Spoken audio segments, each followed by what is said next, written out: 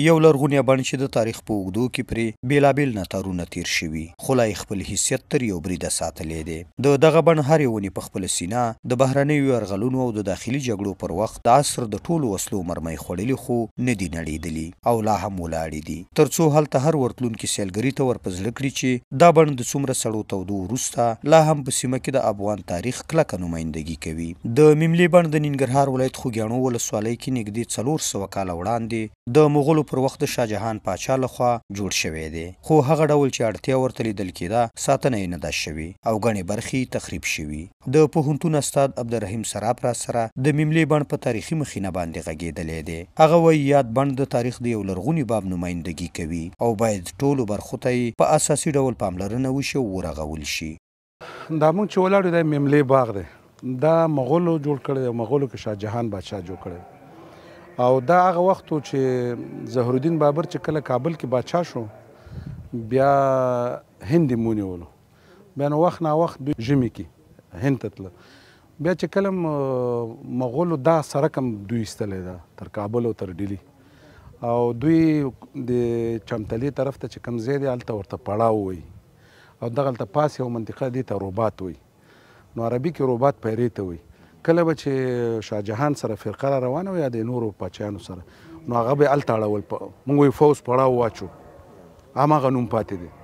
او دلته روبات عربي کې پیرې ته وایي، یو کنډک عسکر به دلته ولېږه هلته به یې پیره کوه، نو پاچا به دلته اوسېو. دا مملې باغ 100 جریبه باغ دی، اوس هم بعضې ځمکې غصب شوي دي،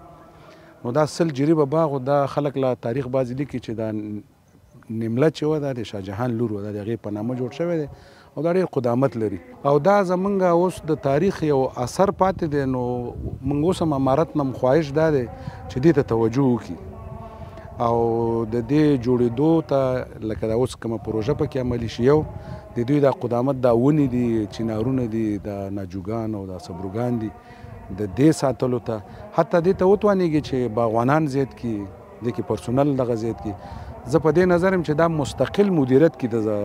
زراعت ریاست. یو شمیر نور فرهنګیان چې د مملې په تاریخي او فرهنګي مخینه باندې له نورو خلکو ډیر سرخلاصي دي وایي که چیرته په مملې بڼ کې په اساسي ډول د رغونې کارونه ترسره شي، هوټلونه جوړ شي او نورې هغه برخې چې د سیلګرو د جلب لپاره مهمې دي، حکومت او ځایي خلکو دواړو ته به یې په لوړه کچه اقتصادي ګټه ورسیږي. بیا وایي که چیرته مملې ته هغه ډول چې اړتیا لیدل کیږي پاملرنه ونه شي له ورځې بلې ته دغه بڼ خپل تاریخي ارزښت له لاسه ورکوي او په نږدې راتلونکي کې به بیا د دې جوګه نه وي چې داخلي او بهرني سیلانیان ورته د لیدلو او څېړنو لپاره راشي.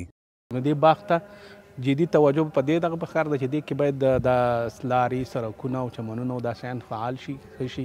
او ښه رستورانټونه او دا شیان پکې جوړ شي چې سیاحین دلته راشي او د دې باغ یو تعارفي لوحه دلته جوړه شي او دا باغ ته صحیح په هماغه دروازه کې معرفي شي چې دا باغ دغسې قدامت لري، دغسې تاریخي دغه لري، نو د منطقې کې به ډېر رول او ډېر دغه به ولي په اقتصادي لحاظ او د زمونږ د هېواد د ننګرهار په سطح البته ټول افغانستان کې خو د سیاحت دپاره ډېر ځایونه دي، خو ننګرهار کې بیا د خوږیاڼو په منطقه کې دا لوی د سیاحت ساحه جوړېدی شي او د ښه عاید د دولت دپاره هم د دې منطقې د اقتصاد د ښه کېدو د هر د تاریخي ودانۍ، هر تاریخي ځای، هر د سیاحت ځای ته که چېرته حکومت توجه ونه کړي هغه ړنګېږي، خرابېږي او هغه اصل یې د منځه ځي. نو په لویه کې یعنې موږ به ډېر لوی څه تاریخ د لاسه ورکړي، که دا ړنګ شي که دا خراب شي موږ به ډېر لوی تاریخ د لاسه ورکړي، ځکه دا دغه ډېر قدامت لري دا تاریخي دغه باندې د افغانستان په تاریخ کې بیا د مغولو په دور کې دا دغه شوی دی، تقریبا 200 کاله کېږي چې دا باغ جوړ شوی دی. نو که توجه ونه شي دا باغ ړنګېږي، دیوالونه یې اوس هم دغسې دي، حالات یې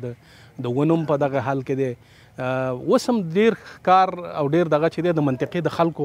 نه زه ډېره مننه کوم چې دا منطقې خلکو ساتلی دی، یعنې دا د منطقې د خلکو دغه دی. په انقلاب کې خو دا شی داسې دغه کېده چې هر چا ړنګ کړی وي، هر چا وهلی وي، دا ونې وهلی وي، دا دغه یې کړی وي، خو بیا هم منطقې پکې دغه کړی، خو حکومت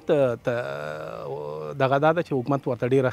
توجه وکړي دې باغ ته، د دې باغ ساتلو. ځای خلک چې وړاندې د مملې د بڼ ننداره کړې وای دغه بڼ اوس روانې اوبه نه لري. هغه حوضونه چې وړاندې به خلک له لرو پرتو سیمو لیدلو ته راتلل په بشپړ ډول وچ شوي یا هم د وچېدو په حال کې دي. دوی پر مسؤلینو غږ کوي چې ممله نه یوازې د خوږیاڼو لپاره یو تاریخي ارزښت لري بلکې د ټول ننګرهار رونق پرې جوړ دی. وایي ممله کې اوس اړتیا ده چې جدي کار وشي. په خبره یې ځایي خلکو د مملې په ساتنه کې تر وروستي برید خپل مسؤلیت سرته رسولی دی او هیڅ چاته اجازه نه ده ورکړې چې یاد بڼ دې تخریب کړي. خو کله چې په یاده سیمه کې سختې جګړې رامنځته شوې د سیمې خلک کډوالۍ ته اړ شو او بڼ بې سرنوشته پاتې شو.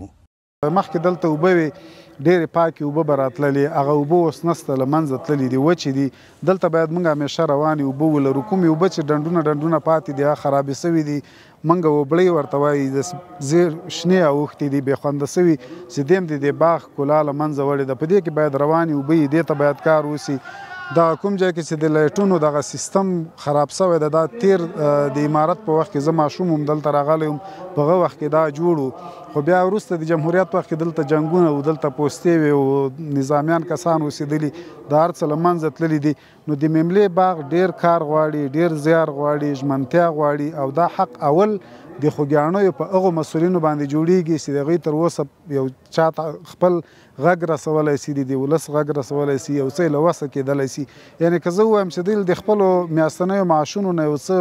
فنډ بیل کړي بودیجه د مملې رغونه پې کېږي. په تېره حکومت ته خو هېڅ شی هم نه ده ډېر اسانه کېږي ډېر کار غواړي او ډېر لازمي کار ده چې باید وشي. هاخوا د ننګرهار اطلاعات او کلتور ریاست مسؤلین وایي د مملې د بیا رغونې لپاره د مرکزي حکومت له مسؤلینو سره خبرې شوي دي تر څو راتلونکي کال هغه برخې چې تخریب شوي بیا د تخریب له ګواښ سره مخامخ دي ورغول شي. خو یاده رغونه به په داسې ډول وي چې د بڼ تاریخي مخینه ورسره له منځه لاړه نه شي. مسؤلین وایي د مملې بڼ په زیاته اندازه غصب شوي ځمکې بیرته راګرځول شوي او که نور غصب شوي ځمکې تثبیت شي ژر تر ژره به د غصب کوونکو له منګولو خلاص شي او د بڼ برخه به وګرځول شي. مهمه خبر دا ده چې د مملې بڼ چې څومره که هغه ونې دي یا نور آبادي د ټوله یو تاریخ لري او یو تاریخ پورې خامخا یو څه باندې چې دومره عمر وځي نو هغه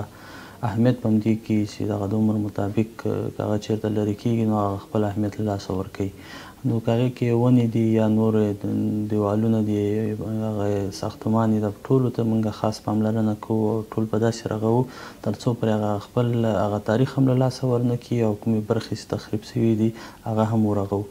نو که هغې کې ونې دي نو موږ به هڅه او کوشش دا وي چې دغه شته ونې هغې ته پاملرنه وسي د هغې تداوي وسي هغې کې چې کوم امراض دي هغه ختم سي. ولایت په کچه باندې د غصب مخنیوي کمیسیون رامنځته سوی د هغوی کار هم دا ده چې هغه سیمې چې هغه غصب سوي دي چې هغه تاریخي سیمې وي یا نور دولتي ځمکې او آبادۍ وي د هغې د غصب مخنیوی وکړي او که چا غصب کړي له هغوی څخه یې وګرځوي. په دغه مورد کې تر اوسه پورې د مملې بڼ په اړه چې څومره معلومات او شواهد موږ راټول کړي دي کومې برخې غصب سوي دي نو هغه موږ د غصب کمیسیون سره شریک کړي دي تر څو پورې دوی لاړ سي هغه د سروې وکړي تحقیقات وکړي او له هغې نه وروسته کوم مساحت تثبیت شو چې غصب سوي نو هغه به خامخا له غاصبینو ګرځول کېږي.